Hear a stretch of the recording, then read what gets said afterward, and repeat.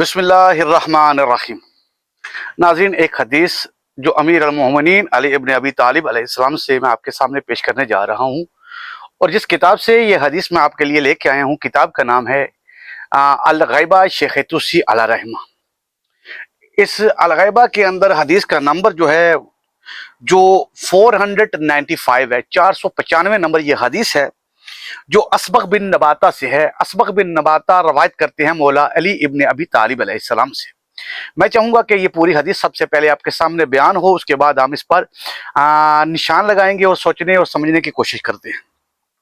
असबग बिन नबाता से रवायत है कि अमीर अल मोमिनीन हजरत अली अलैहिस्सलाम ने एक हदीस में फरमाया, हत्ता कि इमाम काइम अलैहिस्सलाम मस्जिद कूफा पहुंचेंगे जिसकी चार दीवारी इस वक्त पुख्ता ईंटों और गारे से बनी होगी, तो इसे देखकर फरमाएंगे, वैल हो इसके लिए जिसने तुझे मुनहदम किया, वैल हो उसके लिए जिसने तेरा इन्हिदाम में आसानी फराहम की, और वैल हो उसके लिए जिसने तुझे पुख्ता ईंटों से बनाया।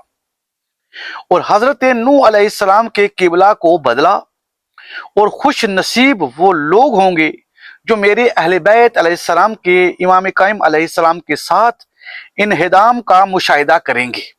वही लोग बेहतरीन उम्मत हैं जो इतरत इबरार के साथ होंगे।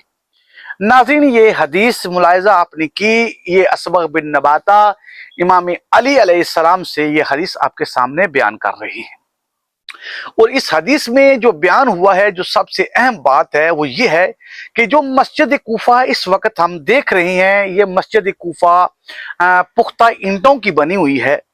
और हदीस कह रही है कि इमाम अलैहिस्सलाम उन लोगों पर वैल करेंगे जो इसको गिरा के, इस मस्जिद कूफा को गिरा के, जो असली हालत में थी उसको गिरा के जो इसकी पुख्ता ईंटों से तामीर करेगा। इमाम में अलैहिस्सलाम ने उस पर वैल की है कि वैल हो उसके लिए जिसने तुझे पुख्ता ईंटों और गारे से बनाया, और वैल हो उसके लिए जिसे तुझे मुनहद्दम किया, यानी पहली को गिरा के, कच्ची को गिरा के जिसने पुख्ता ईंटों से इस मस्जिद कूफा को बनाया है, उस पर वैल हो।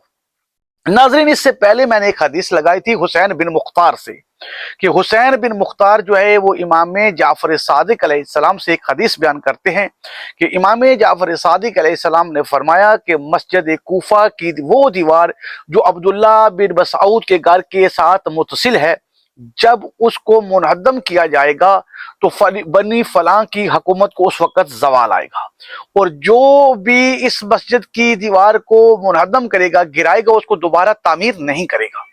ये अगर आपको वो हदीस याद हो तो इस हदीस के अंदर जो अभी मैंने आपके सामने बयान की कि इमाम अली अलैहिस्सलाम फरमाते कि जब हमारा कायम मस्जिद कूफा में पहुंचेगा तो उसको देखकर तो कहेगा कि जिसने तुझे गिरा के और पुख्ता ईंटों से तुझे तामीर किया उस पर वैल हो।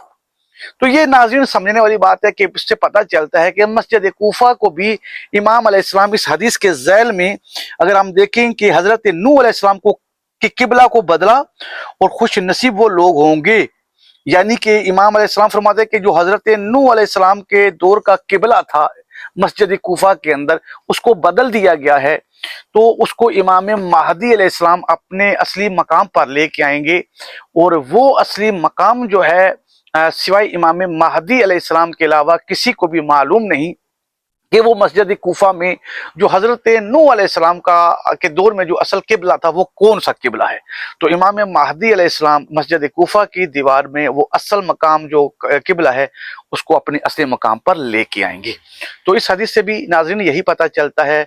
और दूसरी हदीस जो मैंने आपके सामने हुसैन बिन मुख्तार वाली बयान की है, उसमें भी यही पता चलता है कि वो इमाम महदी अलैहिस्सलाम के ज़हूर से पहले जो है वो बनु अब्बास की हुकूमत को ज़वाल आना है, वो हर हाल में आना है।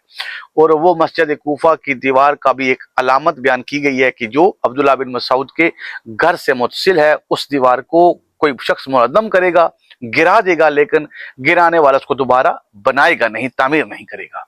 तो यकीनन नाज़रीन इकराम, आपने इन तमाम अहादीस को सुना और उम्मीद है कि आप इन पर गौर व फिक्र करेंगे और इनके मुतल्लिक आप मजीद सोचेंगे कि इनमें क्या क्या इसरार और मजीद पोशीदा हैं। दुआ में याद रखिएगा। अस्सलामु अलैकुम।